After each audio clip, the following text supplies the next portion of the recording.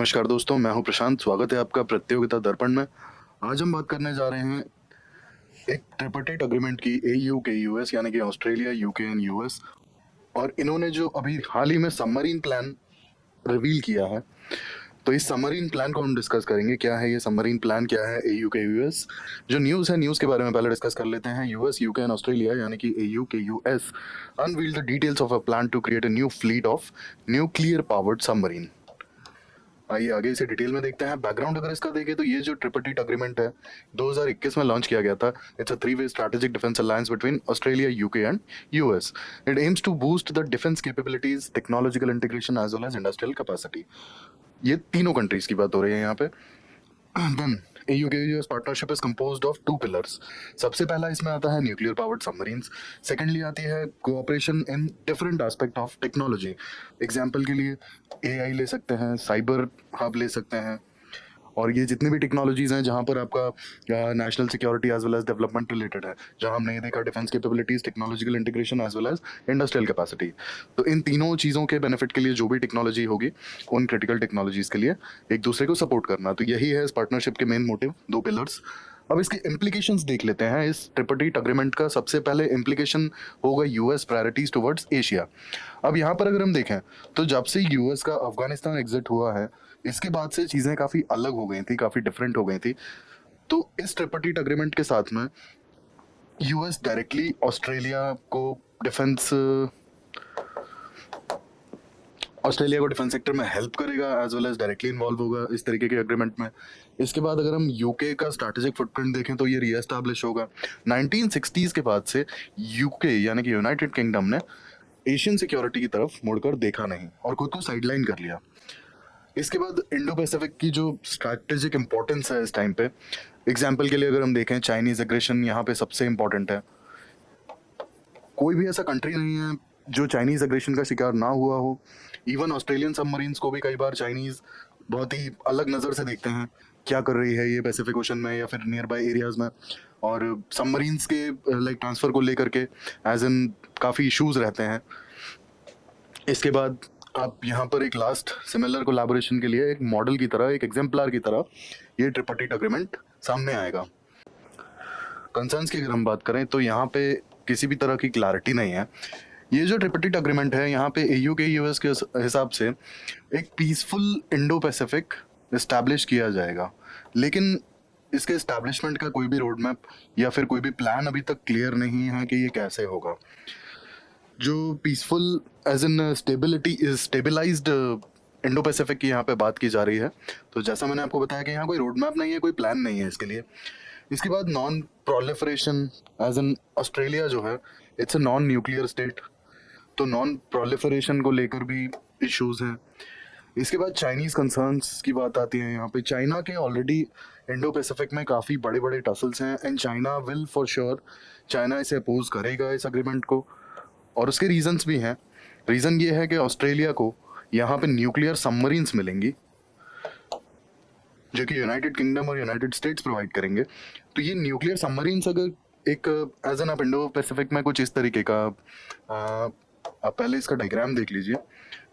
ये कहीं चाइना है, यहाँ कहीं फिलीपींस है, एंड दिस इज, एक सेकेंड, इंडो पैसिफिक का अगर हम कुछ डायग्राम देखें इस तरीके से, यहाँ पर कहीं जापान है, यहाँ कहीं फिलीपींस है, ये हमारा एशियन सब कॉन्टिनेंट आ जाता है, इंडोनेशिया वगैरह, और यहाँ कहीं पर ऑस्ट्रेलिया है। अब बीच में सिर्फ और सिर्फ आप देख सकते हैं फिलीपींस एंड इंडोनेशिया के कुछ आइलैंड्स आते हैं। तो डायरेक्टली इनका कन्फ्रंटेशन होना ही होना है। अगर यहाँ पर देखा जाए तो ऑलरेडी चाइना के पास में न्यूक्लियर वेपन्स हैं और ऑस्ट्रेलिया के पास में भी न्यूक्लियर वेपन्स आएंगे। तो आप देख सकते हैं सबसे पहला लैक ऑफ क्लैरिटी यहाँ पे जो हमने डिस्कस किया था। इंडो पैसिफिक को स्टेबलाइज कैसे कर सकते हैं, पीसफुल कैसे बना सकते हैं, जब यहाँ पे ऑलरेडी दो न्यूक्लियर स्टेट्स बैठ जाएंगे। चाइना तो ऑलरेडी न्यूक्लियर स्टेट है, इसके बाद ऑस्ट्रेलिया के पास भी न्यूक्लियर वेपन्स आ जाएंगे, न्यूक्लियर सबमरीन्स आ जाएंगी, तो ये कैसे पॉसिबल होगा। इसके बाद चाइना के खुद के भी कंसर्न्स हैं। ऑलरेडी इंडिया से उनका टसल चलता रहता है न्यूक्लियर वेपन्स को लेकर के, हालांकि ये कभी अपफ्रंट और कभी सामने नहीं आता है, बट ये इनसिक्योरिटीज़ दिखाई देती हैं। जैसे इंडिया ने अपना अग्नि मिसाइल जो बनाया था, इसको लेकर भी काफ़ी बवाल किया था चाइना ने। तो चाइना जब ऐसी छोटी-छोटी चीज़ पे बवाल कर सकता है, तो इज़ इट पॉसिबल कि चाइना इस चीज़ को इतने बड़े लाइक एग्रीमेंट को, इतने बड़े ट्रिpartite एग्रीमेंट को सपोर्ट करेगा और अपोज़ नहीं करेगा? पॉसिबल ही नहीं है। सपोर्ट करना तो दूर की बात है, अप फ्रंट पे आके और एक होता है ना कि अपोज़ करेगा ये 100%। तो ये भी कंसर्न्स हैं। और इंडो पैसिफिक में तो ऑलरेडी चाइना ने सबसे ज़्यादा लाइक चाइनीज़ सबमरीन्स आए दिन इधर-उधर डिटेक्ट की जाती हैं, तो ये भी एक बहुत बड़ा कंसर्न है। इसके बाद ट्रांस अटलांटिक रिलेशनशिप्स में भी काफ़ी इश्यूज आएंगे, और ये कैसे आएंगे इसकी हम बात कर लेते हैं। सबसे पहले तो अमेरिका एंड यूएस के रिलेशंस, अमेरिका एंड यूरोप के रिलेशंस, ये रिलेशंस में थोड़ी सी रिफ्ट आ सकती है। सेकेंडली, ऑस्ट्रेलिया ने ऑलरेडी जो फ्रांस के साथ में डीजल सबमरीन्स के इनके फ्रांस के साथ में डीजल सबमरीन्स के कॉन्ट्रैक्ट्स को और जो भी एग्रीमेंट्स थे उन्हें क्वैश कर दिया। फ्रांस के साथ वाले जो एग्रीमेंट्स थे, एक ये भी इशू है। इसके बाद एक 5 आईज करके एक सीक्रेट ऑर्गेनाइजेशन है। Basically it is about surveillance. 5 eyes is basically about surveillance. तो ये एक्सपेक्ट किया जा रहा है कि AUKUS जो है, इसकी भी वर्किंग में बहुत ज़्यादा सीक्रेसी रहेगी, और हो सकता है कि सर्वेलेंस, ये लोग भी इस पर ध्यान दें। सीक्रेट सर्वेलेंस, स्पाइंग, एस्पियोनाज, बहुत सारी चीज़ें हो सकती हैं, तो ये भी एक कंसर्न है। And sovereignty issues. अब इंडो पैसिफिक का आप समझ सकते हैं कि यूके और यूएस का इंटरफेरेंस इंडो पैसिफिक में, इसका सबसे बड़ा इशू आएगा इंडिया का रीजनल, जो अभी तक का रीजनल इन्फ्लुएंस है और जो रेपुटेशन है इंडिया का, इस पर क्वेश्चन मार्क उठ सकता है, क्योंकि इस अग्रीमेंट में इंडिया नहीं है।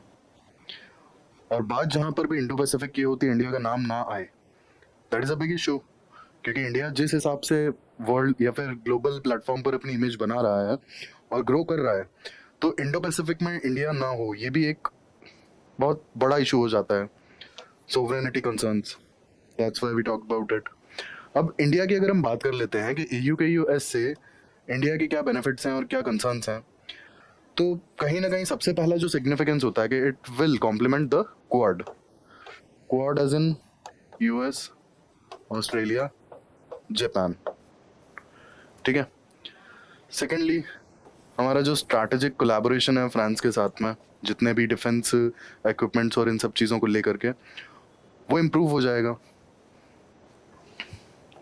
और इम्प्रूव होने के रीजंस हैं, ऑलरेडी मैंने आपको बताया। ऑस्ट्रेलिया के साथ में फ्रांस के जो डीजल सबमरीन्स के कॉन्ट्रैक्ट्स थे वो क्वैश कर दिए गए, ऑस्ट्रेलिया ने कैंसिल कर दिया इन्हें। अब जब कैंसिल कर दिया, और हमारे तो ऑलरेडी फ्रांस के साथ में रिलेशंस अच्छे हैं, तो ये बेटर होंगे। दूसरा, फ्रांस अपने आप में एक सुपर पावर है, और इस तरीके का कोई भी एग्रीमेंट और फ्रांस को बाहर रखा जाए तो ऑब्वियस सी बात है, और इंडिया भी यहाँ पर बाहर है इंडो पैसिफिक में से, तो दोनों के रिलेशंस ऑटोमेटिकली इंप्रूव हो सकते हैं। अब कंसर्न्स की बात की जाए तो पहला पॉइंट मैं आपको बता चुका, इंडिया का जो रीजनल इन्फ्लुएंस है, कहीं ना कहीं उस पर फर्क पड़ेगा। हम बात कर चुके हैं इस पर, चाइनीज़ एग्रेसिवनेस बढ़ेगी। हाल फिलहाल में ही बे ऑफ बंगाल में चाइनीज़ सबमरीन्स को लाइक ट्रैक किया था, बट क्योंकि ये ओपन वाटर्स हैं तो इसलिए बहुत ज़्यादा इनमें लाइक कोई कुछ कहता नहीं है, क्योंकि ओपन वाटर्स में कंट्रीज़ के सबमरीन्स लाइक इंडियन सबमरीन्स भी घूमते हुए मिल ही जाते हैं। Open waters as in beyond 400 kilometres of international boundary. तो ओपन वाटर्स में जो UN क्लॉज हैं उसके अकॉर्डिंग आप कोई भी कंट्री कहीं पर भी अपना सबमरीन लेकर जा सकता है, ऐसा कोई रेस्ट्रिक्शन नहीं है। Specially for like any research purpose या फिर इस टाइप से कोई बताता नहीं है हालांकि कि they having arms and weapons. तो चाइनीज़ एग्रेसिवनेस और ज़्यादा देखने को मिल सकती है, क्योंकि ऑलरेडी जैसे बे ऑफ बंगाल और पैसिफिक ओशन में कई बार चाइनीज़ सबमरीन्स मिल जाती हैं। लास्टली, क्वाड पर सवाल उठ सकते हैं, क्योंकि हमने बात की US और ऑस्ट्रेलिया ऑलरेडी क्वाड में है, और यहाँ पर जब US, ऑस्ट्रेलिया और UK तीनों साथ में आते हैं, तो क्या क्वाड की पहले जितनी इंपॉर्टेंस रह जाएगी, ये भी एक कंसर्न है। तो ये हमने बात की कि किस तरीके से ऑस्ट्रेलिया को nuclear submarines United Kingdom as well as United States of America की तरफ से दिया जाएगा, और एक प्लान भी डिस्क्लोज हुआ है, रिवील किया गया है। लेट्स सी कि इसके क्या बेनिफिट्स होते हैं, क्या कंसर्न्स होते हैं, हमने इसे डिस्कस किया। और अगर इससे कोई रिलेटेड न्यूज़ आती है तो हमसे जुड़े रहिए। Thank you, thanks for watching.